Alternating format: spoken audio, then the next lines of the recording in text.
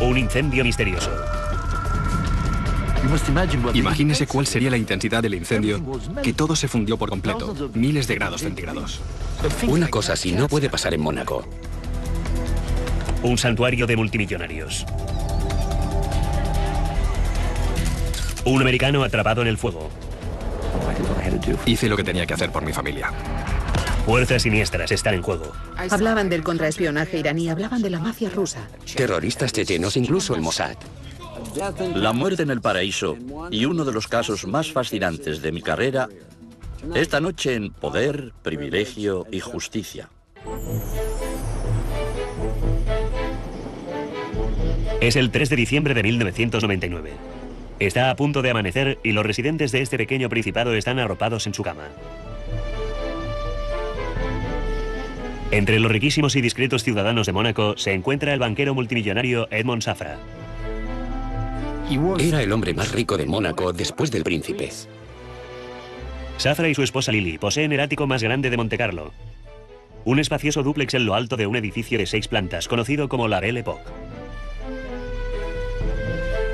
Abajo, en el vestíbulo, hay un conserje de guardia. La señora Safra duerme en su propia ala de la sofisticada residencia. Su esposo de 67 años está aquejado de Parkinson y necesita atención constante. La enfermera Vivian Torrente está a su lado.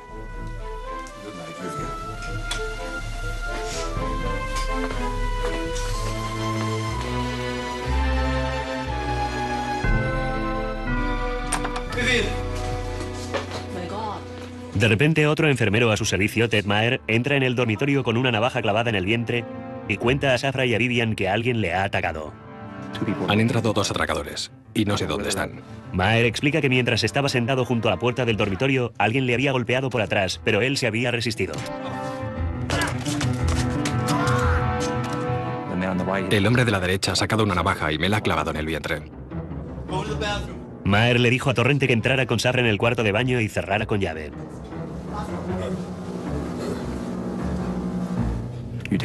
Llévate al señor Safra. Aquí tienes mi móvil, así puedes llamar. Yo bajo a buscarla.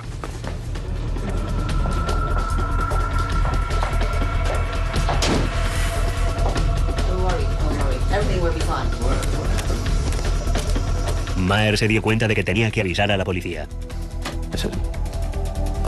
Pensé, la alarma de incendios, genial. Cogí un papel con mi mano libre y lo encendí.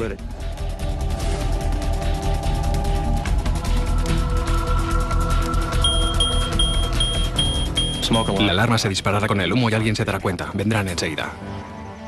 Mientras la policía responde a la alarma, Maher baja a trompicones hasta la primera planta del edificio. Y cuenta al conserje que le han atacado.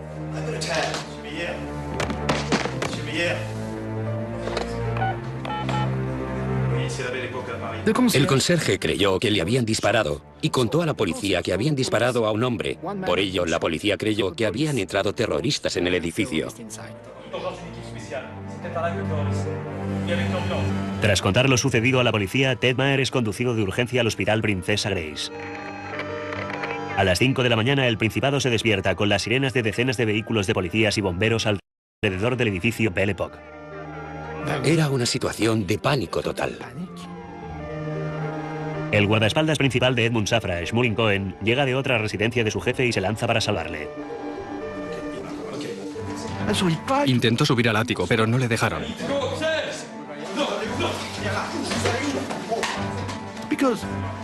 Porque no sabían quién era aquel hombre. Y podía ser uno de los atacantes. La policía intenta averiguar lo que sucede en el ático donde reside el habitante más rico del Principado. Su primera iniciativa, la búsqueda intensiva de los atacantes, piso por piso, empezando desde el sótano. Mientras tanto, el pequeño fuego que Ted Maher ha encendido en la papelera empieza a propagarse. El fuego consumió la papelera. Empezó a avanzar por el suelo, por las paredes. Temiendo que los atracadores todavía están en el interior, la policía no deja que los bomberos accedan al apartamento de Safra. El humo empieza a filtrarse en el cuarto de baño. Safra y Torrente llaman pidiendo socorro. Lily Safra había excavado a las 6 de la mañana, cuando le había despertado la alarma contra incendios. Pero cuando se entera de que su marido todavía está dentro, intenta volver. La policía no se lo permitió. ¿Qué podría hacer la señora Safra contra dos intrusos armados y contra un incendio? Vimos bomberos en la azotea. No se veían llamas. Solo veíamos mucho humo. El multimillonario y su enfermera estaban atrincherados en el cuarto de baño como animales enjaulados. Apenas puedo imaginarme su terror.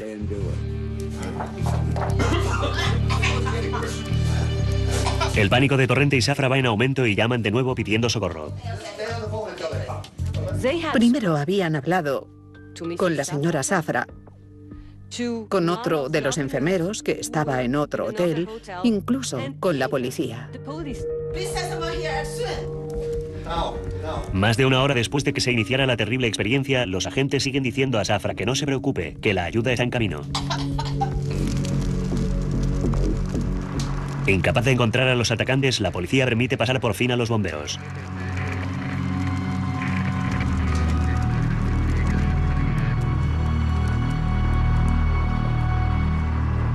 Nadie pudo entrar hasta las 7:30. Reinaba el caos más completo, todo el mundo gritaba, se comportaban como suelen hacerlo los franceses.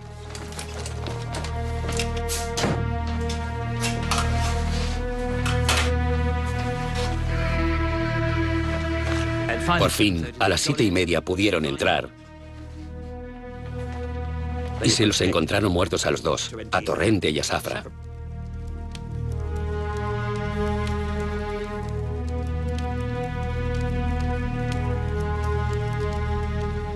Aunque el fuego estuviera apagado, el humo que envolvía este extraño caso todavía no se había disipado.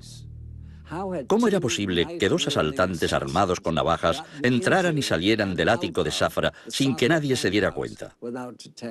Obviamente, alguien tenía mucho que explicar.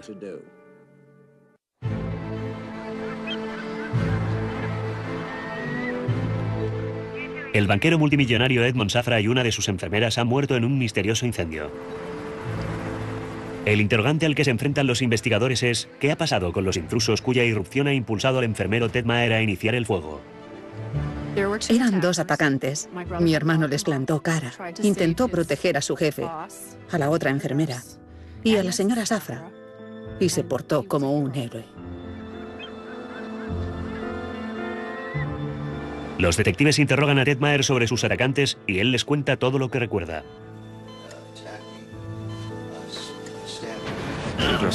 Iban vestidos de negro.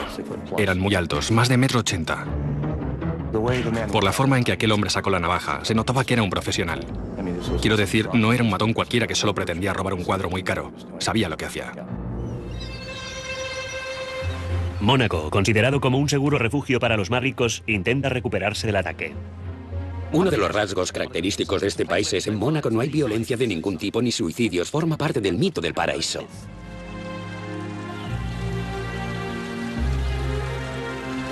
El gran novelista Somerset Maugham dijo una vez de Mónaco que era un lugar soleado para personajes turbios.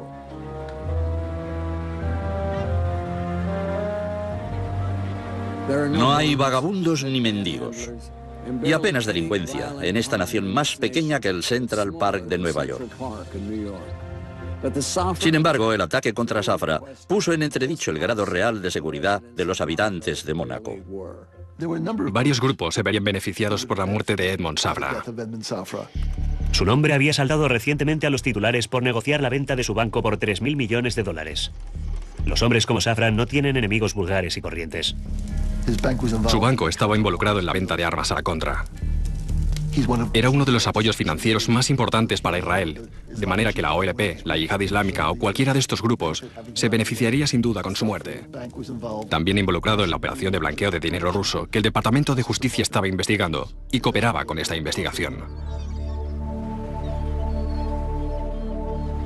La policía descubre que la esposa de Safra, Lily, heredará la mayor parte de sus 2.500 millones de dólares, a expensas de los hermanos del difunto.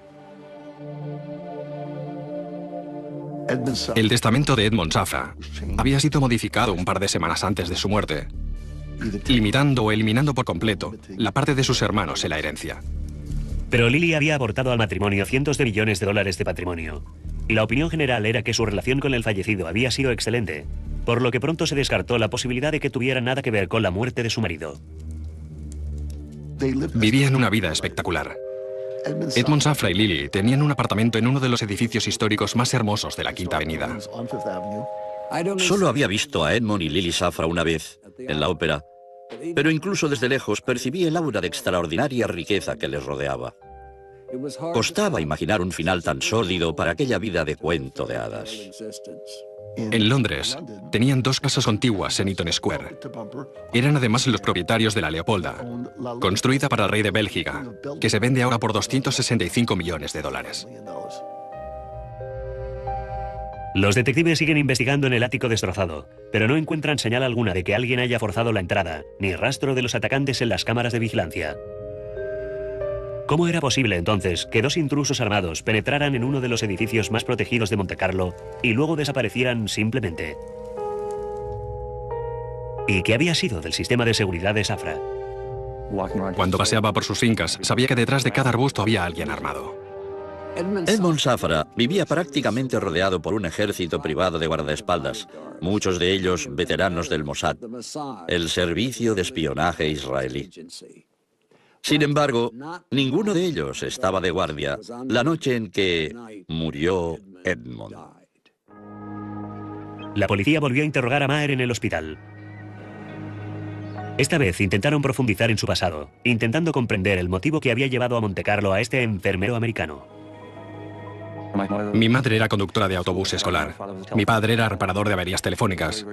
Y era una familia muy estricta, muy religiosa, muy disciplinada. Soy el mayor de 5 hijos. Mis hermanos y yo no crecimos en la abundancia. Solo teníamos lo básico. Y si queríamos algo, teníamos que trabajar para conseguirlo. Tras licenciarse del ejército y terminar sus estudios de enfermería, Maher se convirtió en un especialista neonatal muy bien considerado en Nueva York. Un día, los padres de unos gemelos que había tenido a su cargo le recomendaron a su amigo Edmond Safra. Hay algo casi increíble en la trayectoria que llevó a Ted Maher desde atender a recién nacidos hasta entrar en el Sancta Sanctorum de uno de los hombres más ricos del mundo. Los orígenes de Maher eran tan humildes como grandiosos los de Safra. Ted no había tenido nunca acceso a este estilo de vida. Era realmente como un sueño convertido en realidad para un enfermero privado. Ahora, sin embargo, con su jefe fallecido y 2 puñaladas en el vientre, el sueño de Maher se ha derrumbado. Lily Safra se encarga de que la mujer de Ted, Heidi, viaje a Mónaco desde Nueva York para acompañar a su marido en el hospital. Pero la policía tiene otros planes para la señora Maher. La policía interrogó a Heidi durante 2 o 3 horas. Luego, ella pidió permiso para tomar un café. Y al salir, un coche se detuvo a su lado. Ella no sabía que era la policía.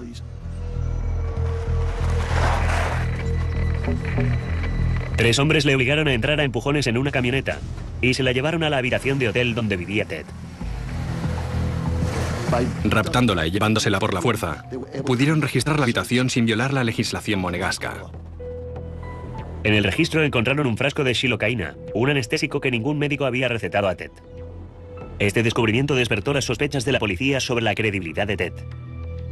De repente, Heidi se da cuenta de que la policía ya no considera a su marido como el héroe de la historia, sino que empiezan a tratarle como a un sospechoso. Entonces llamó a la hermana de Ted, Tammy, para contarle lo sucedido. Estaba llorando. Me dijo que la habían raptado unos hombres enmascarados con una camioneta. Me contó que se la habían llevado al apartamento de Ted y entonces empezó la pesadilla.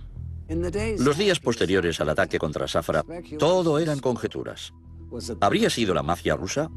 ¿Los rebeldes chechenos? ¿La OLP? Los ociosos corrillos de Mónaco quedaron conmocionados al descubrir que el principal sospechoso era un simple americano que vivía bajo su propio techo.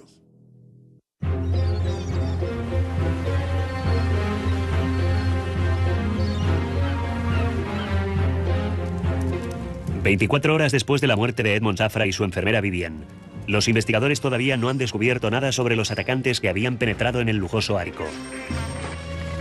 Para el horror de Heidi Maher, las sospechas se dirigen ahora hacia su esposo. La señora Maher se había marchado de Nueva York creyendo ir al encuentro de su marido, convertido en un héroe.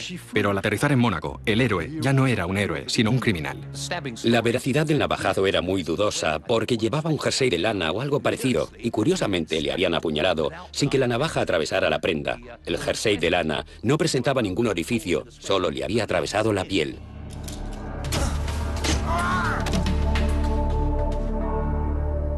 La policía también descubrió que Ted Maher poseía una navaja de la misma marca y modelo que la encontrada en el vestíbulo del edificio Belle Époque.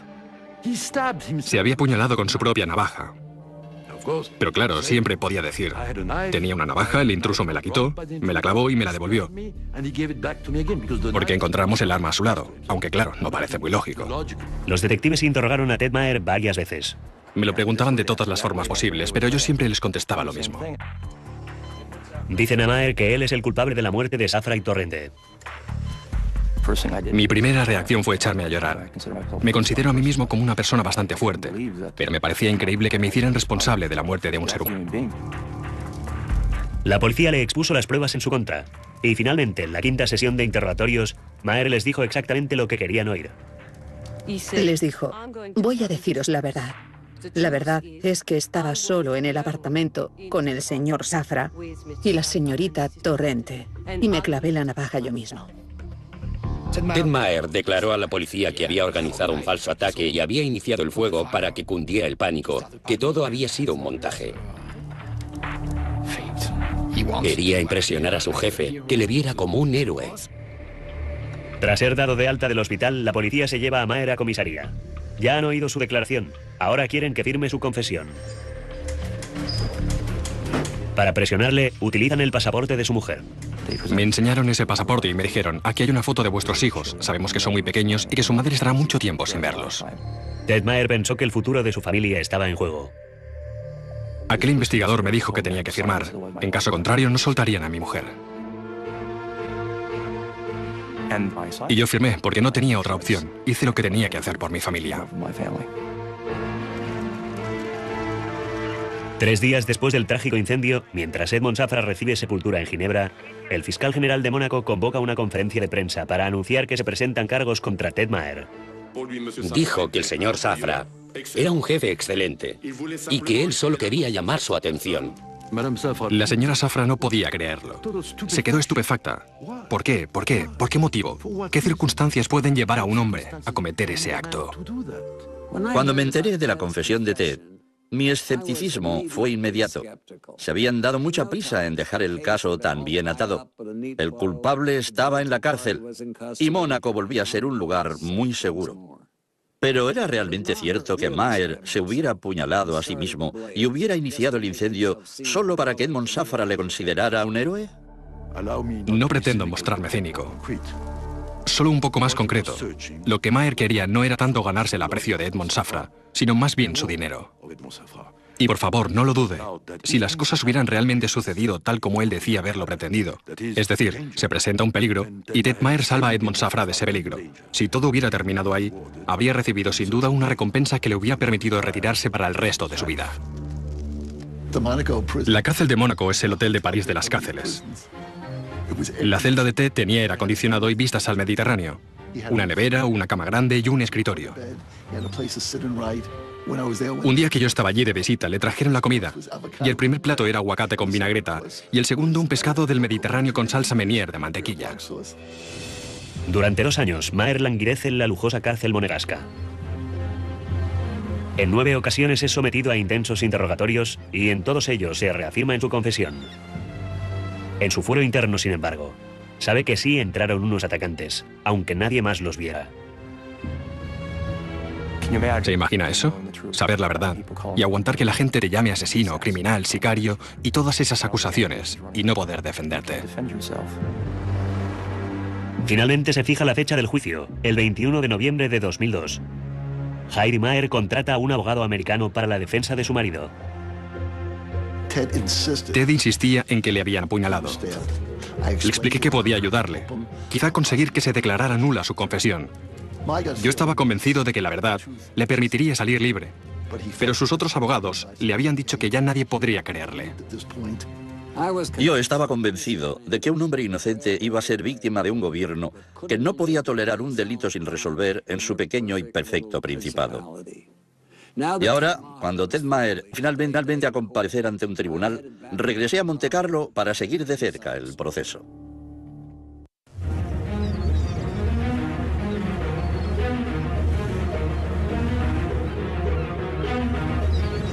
En Mónaco ha llegado el otoño y el enfermero americano Ted Maher está a punto de ser juzgado tras casi 3 años en la cárcel. Le han dicho que solo será castigado con una condena leve por iniciar el incendio en el que murieron Edmond Safra y Vivian Torrente. Pero justo antes de que empiece el juicio, sus abogados le dan una mala noticia. Donald Manás y Josh Block vinieron a la cárcel y me dijeron: Ted, tenemos un serio problema. El fiscal pide 12 años. Contesté: ¿cómo? ¿Os habéis vuelto locos? ¿Por qué? Por el incendio y por la muerte de 2 personas. ¿Me culpan a mí de toda la tragedia? No es posible. Entonces me di cuenta de la gravedad de mi situación. Para colmo, el juez dictamina que su abogado americano Michael Griffith no puede ser su defensor principal en el juicio. Me dijeron que Michael Griffith no podía ser mi defensor principal, que no tolerarían el estilo anglosajón en el tribunal. El 21 de noviembre de 2002 se inicia el juicio, bajo la atenta mirada de todo Montecarlo. Nunca se había un juicio semejante en Mónaco. Jamás. Fue el juicio del siglo. El Grand Prix de los juicios, o algo parecido. Con abogados muy brillantes, con la familia Safra tan llamativa y con ese Ted Maher, que es como una especie de Forrest Gump o algo así. De manera que fue algo totalmente surrealista. El juicio se celebró en el Palacio de Justicia de Mónaco, que es exactamente tal como podrías imaginarte. Todo era increíblemente solemne, casi parecía una iglesia. Detrás de los jueces colgaba un crucifijo de 2 metros. No cabía ni un alfiler. Había prensa del mundo entero. Dominic Young tenía uno de los mejores asientos de la sala. El fiscal principal, Serdet, llevaba una gran toga roja. Y nosotros, los abogados, llevábamos togas negras con pechera blanca. Todo era muy espectacular. El equipo de la defensa de Maher insistió en que el acusado no tenía la intención de dañar a nadie. Nuestra línea de defensa fue que al iniciar el incendio, Ted Maher había sido culpable, como mucho, de homicidio involuntario. No inició el fuego con la intención de dañar al señor Safra. Según la legislación monegasca, Lily Safra tenía el derecho de participar en la acusación como esposa de la víctima. El príncipe Carlos de Inglaterra le recomendó que siguiera los consejos de Mark Bolan, el brillante relaciones públicas británico. Bolan le aconsejó que se vistiera con un traje pantalón de Yves Saint Laurent de 25 años antes y se abstuviera de ponerse joyas. Pero era inevitable. Lily Safra se convirtió en la estrella del espectáculo.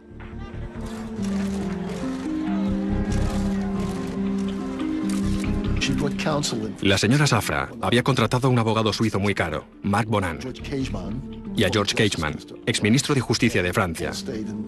Todos ellos se alojaban en sendas suites del Hotel de París, uno de los más caros del mundo. Calculo que se gastó casi $1 millón en la acusación contra Ted.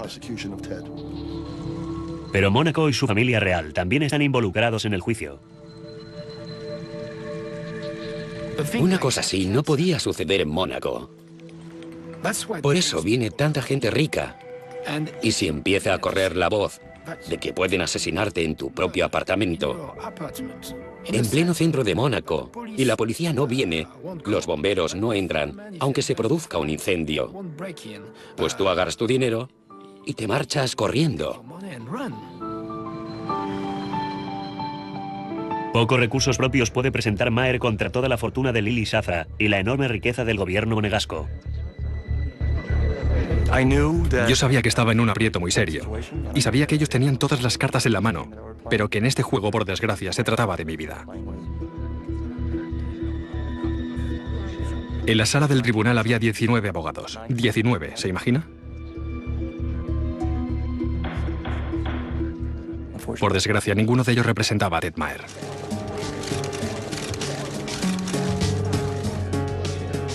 A los pocos días de iniciarse el juicio, Joseph Situk, el gran rabino de Francia, comparece ante el tribunal como testigo y amigo de Edmond Safra.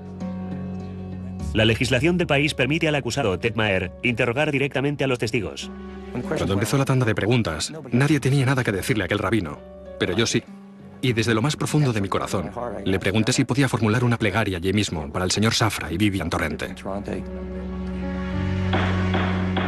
La pregunta de Ted era tan rara que empecé a preguntarme si aquel hombre no estaba un poco loco. El rabino empezó a salmodiar en hebreo y los jueces, jurados, testigos y abogados se levantaron e inclinaron la cabeza. Fue un momento surrealista, asombroso. Los abogados de Maher atacaron a la policía y los bomberos por su deficiente actuación en lo ocurrido. En uno de mis interrogatorios me enfrenté a un agente, el primero en llegar al lugar del suceso, que había dicho que Ted había sido víctima de un tiroteo. Le pregunté si había visto alguna vez una herida de bala o de arma blanca y me contestó que no. Le pregunté cuánto tiempo llevaba en la policía de Mónaco y contestó que 22 años. Le dije entonces, ¿cuál es la peor herida que ha visto? Y contestó que una botella de champán rota en la cabeza de otra persona. La defensa sostiene que la policía y los bomberos hubieran podido salvar a Edmond Safra si hubieran entrado antes en el ático. El fiscal Serret, que siempre dice cosas raras, afirmó: actuaron con la lentitud necesaria. ¿Qué demonios quería decir con eso? El resultado eran 2 víctimas mortales, pero eso es lo que dijo delante de toda la sala. La persona que más conmovió al público asistente al juicio fue Heidi Maher. El amor que profesaba su marido y su confianza plena en él no habían flaqueado ni un momento. Estaba sentada en la hilera de enfrente y no quitó la vista de su marido ni un segundo. Mi mujer estuvo presente en el juicio. Yo hubiera deseado que no estuviera porque tenía que ser muy convincente. Y por desgracia, terminé convenciéndola. Cuanto más hablaba Ted, más empecé a dudar de su historia. No era nada en concreto, pero a veces su mirada parecía perderse cuando daba alguna respuesta demasiado prolija. Cuando se terminó el juicio, para mí había perdido por completo su credibilidad. Al principio, cuando hablábamos con Ted para preparar su defensa, se comportaba como una persona normal. Pero con el tiempo, la mirada de Ted se volvió cada vez un poco más rara. Su forma de hablar, su forma de explicarse, se notaba que estaba loco, que le pasaba algo raro, pero parecía un chico muy agradable. Al cabo de 10 días de testimonios, la suerte de Ted Maher está en manos de 3 jurados y 3 jueces. Tras 12 días de juicio, me ordenaron que saliera de la sala. Salí y al cabo de 45 minutos me dijeron que podía volver. Un periódico francés calificó al acusado de Dr. Ted y el señor Maher, parodiando a Dr. Jekyll y Mr. Hyde. Y es cierto que Ted parecía ser 2 personas en una. Me pregunté a quién sentenciaría el juez, al padre amante y enfermero responsable o a la persona profundamente trastornada que yo había percibido durante el juicio.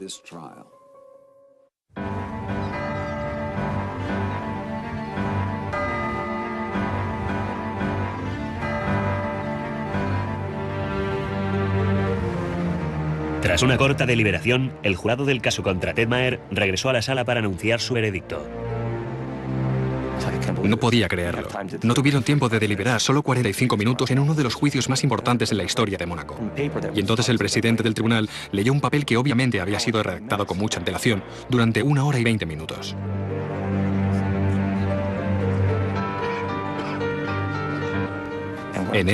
En él se me condenaba a 10 años de cárcel, una decisión con 4 votos a favor y 2 en contra.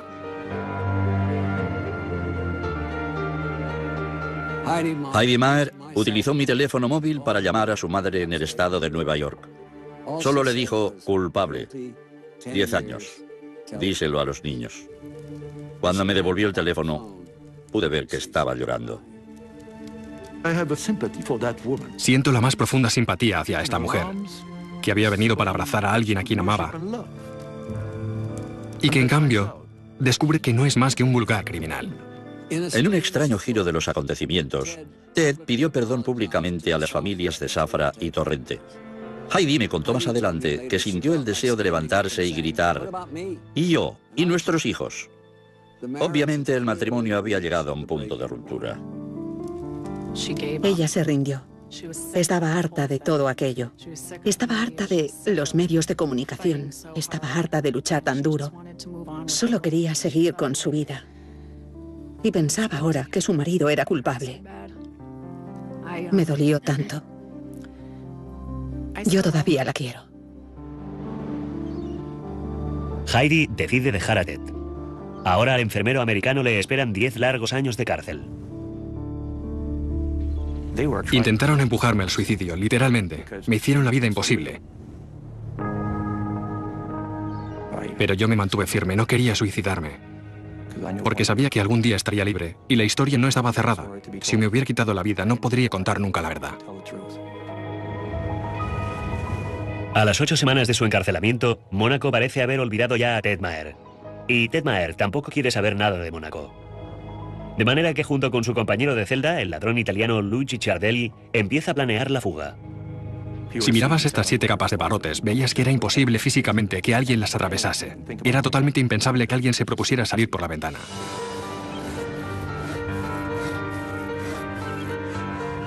Noche tras noche, Maher va cerrando los barrotes con una sierra conseguida clandestinamente. Tras semanas de esfuerzos secretos, él y su compañero de celda consiguen por fin su objetivo.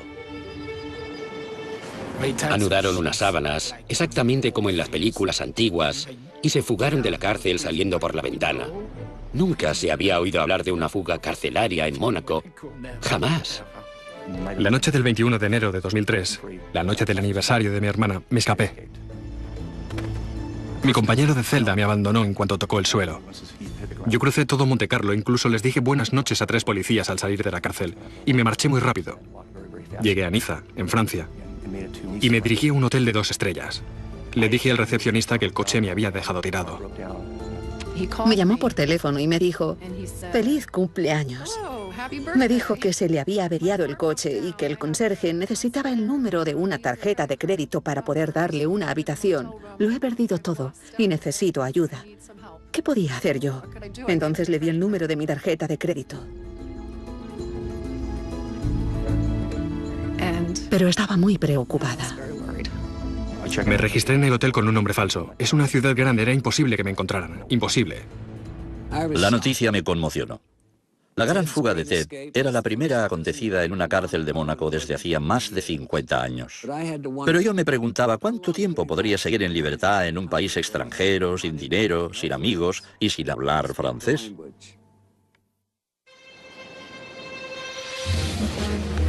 En un giro totalmente inesperado, Ted Maher, declarado culpable de la muerte de Edmond Safra, ha conseguido fugarse de la cárcel de Mónaco.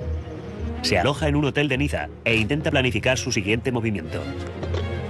Durante la noche me había puesto en contacto con mi mujer, Heidi, que no quiso ayudarme. Heidi llamó entonces a los abogados de Ted en Mónaco para informarse sobre lo ocurrido. Ellos, a su vez, llamaron a la policía que negó rápidamente la fuga de los reclusos. Solo es un rumor, están acostados. Hacemos la ronda de control cada hora y están durmiendo. Maher llama entonces a un sacerdote que ha estado administrando algún dinero para sus gastos en la cárcel. Y le dije, Padre Bol, necesito el dinero que mi familia le ha dado. Y me contestó, Ted, llámame mañana por la mañana.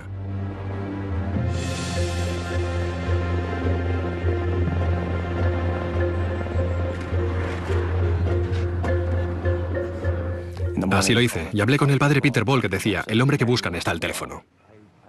Maher se da cuenta de repente de que la policía está con el sacerdote y sale huyendo. Recogí mis cosas y bajé al vestíbulo. Allí me esperaban 5 policías franceses. Me habían traicionado todos, mi mujer, mi abogado y un sacerdote. ¿Qué más se puede pedir? Detenido de nuevo, Maher será más tarde extraditado a Mónaco.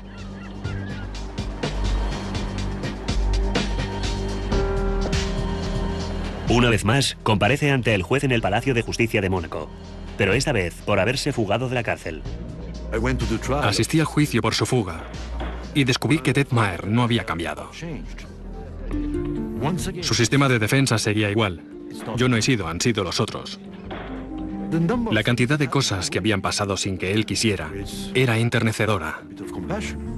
Había matado sin querer. Había escapado sin querer. ¿Estaba viviendo sin querer? Como castigo por su fuga, Maher es condenado a otro año de cárcel, además de su sentencia de 10 años. Maher intenta hacerse la idea de la larga condena que le espera. Es un hijo de puta muy resistente. Y su fe en Dios es más fuerte que la mía. Seguí interesándome por el caso y me enteré de que Ted Maher se estaba convirtiendo en otra persona en la cárcel. Ya no era el personaje indefenso, ligeramente demente, que parecía ser durante su juicio. Ahora quería demostrar su inocencia públicamente. En agosto de 2007, Ted Maher sale de la cárcel de Mónaco tras cumplir su condena. Se marcha inmediatamente a Estados Unidos, ansioso de ver a sus hijos y empezar una nueva vida en libertad. El avión aterrizó. Yo tenía el corazón en un puño. Temía que los años de cárcel le hubieran destrozado como persona. Pero no es así. Sigue siendo el mismo cabrón, el mismo hermano genial de siempre. Estoy tan feliz de que haya vuelto a casa. Bueno, lo primero con lo que me encuentro después de horas de avión es una orden de alejamiento para que no me acerque a mis hijos. Supongo que mi mujer se asustó mucho al pensar que finalmente había salido vivo de la cárcel. Hoy en día todavía no he conseguido ver a mis hijos y sigo luchando por ello. Ted Maher fue injustamente acusado y condenado por algo que no hizo. Hay ciertas personas que se han beneficiado con la muerte del señor Edmond Safra. Y estas personas saben quiénes son. Y saben lo que hicieron. Y saben lo que no hicieron. Cualquier versión procedente de las autoridades gascas, cualquiera de ellas, es casi indiscutiblemente incierta.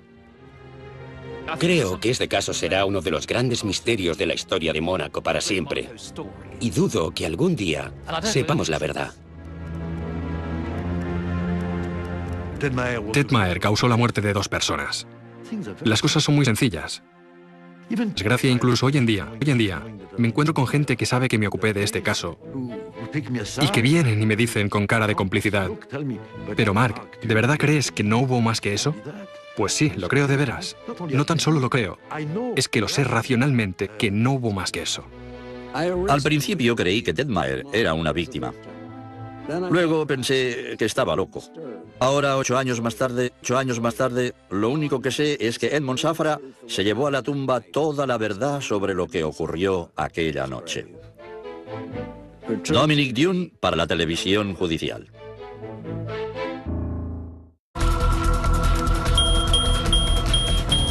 La alarma se disparará con el humo y alguien se dará cuenta. Vendrán enseguida. Mientras la policía responde a la alarma, Maher baja a trompicones hasta la primera planta del edificio. Y cuenta al conserje que le han atacado.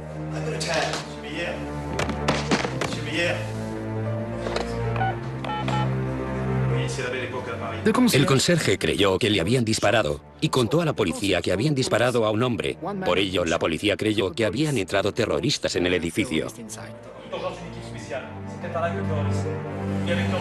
Tras contar lo sucedido a la policía, Ted Maher es conducido de urgencia al hospital Princesa Grace. A las 5 de la mañana, el Principado se despierta con las sirenas de decenas de vehículos de policías y bomberos alrededor del edificio Belle Époque. Era una situación de pánico total. El guardaespaldas un incendio misterioso. Imagínese cuál sería la intensidad del incendio, que todo se fundió por completo, miles de grados centígrados. Una cosa así no puede pasar en Mónaco. Un santuario de multimillonarios. Un americano atrapado en el fuego. Hice lo que tenía que hacer por mi familia. Fuerzas siniestras están en juego. Hablaban del contraespionaje iraní, hablaban de la mafia rusa. Terroristas chechenos, incluso el Mossad. La muerte en el paraíso y uno de los casos más fascinantes de mi carrera, esta noche en Poder, Privilegio y Justicia. Es el 3 de diciembre de 1999. Está a punto de amanecer y los residentes de este pequeño principado están arropados en su cama. Entre los riquísimos y discretos ciudadanos de Mónaco veían que alguien le ha atacado. Han entrado 2 atracadores y no sé dónde están. Maher explica que mientras estaba sentado junto a la puerta del dormitorio, alguien le había golpeado por atrás, pero él se había resistido.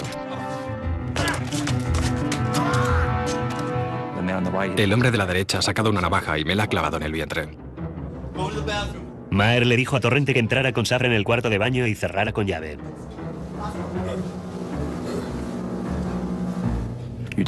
Llévate al señor Safra. Aquí tienes mi móvil, así puedes llamar. Yo bajo a buscarla.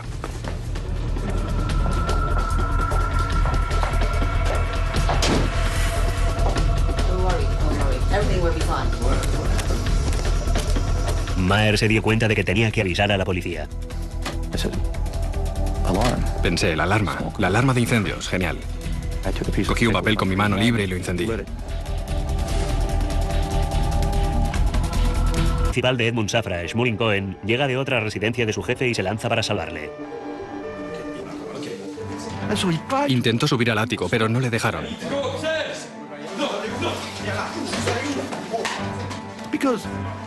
Porque no sabían quién era aquel hombre. Y podía ser uno de los atacantes. La policía intenta averiguar lo que sucede en el ático donde reside el habitante más rico del Principado.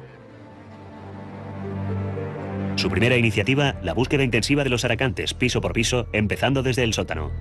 Mientras tanto, el pequeño fuego que Ted Maher ha encendido en la papelera empieza a propagarse. El fuego consumió la papelera. Empezó a avanzar por el suelo, por las paredes.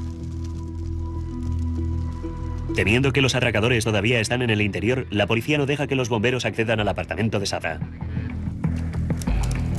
El humo empieza a filtrarse en el cuarto de baño. Se encuentra el banquero multimillonario Edmond Safra. Era el hombre más rico de Mónaco después del príncipe. Safra y su esposa Lily poseen el ático más grande de Montecarlo. Un espacioso dúplex en lo alto de un edificio de 6 plantas, conocido como la Belle Époque. Abajo, en el vestíbulo, hay un conserje de guardia. La señora Safra duerme en su propia ala de la sofisticada residencia. Su esposo de 67 años está aquejado de Parkinson y necesita atención constante. La enfermera Vivian Torrente está a su lado.